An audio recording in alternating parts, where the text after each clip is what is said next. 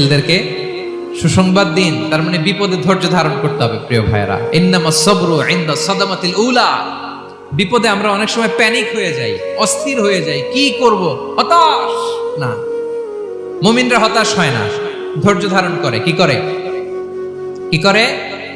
ধৈর্য ধারণ করার শক্তি দাও গো মেহেরবান আমায়, দাও গো মেহেরবান। পড়েন, ধৈর্য ধারণ করার শক্তি দাও গো মেহেরবান আমায়, দাও গো মেহেরবান। সবাই বলুন একসাথে, ধৈর্য ধারণ করার শক্তি দাও গো মেহেরবান আমায়, দাও গো মেহেরবান। বুকের ভেতর ব্যথার নদী বইছে অবিরা, বইছে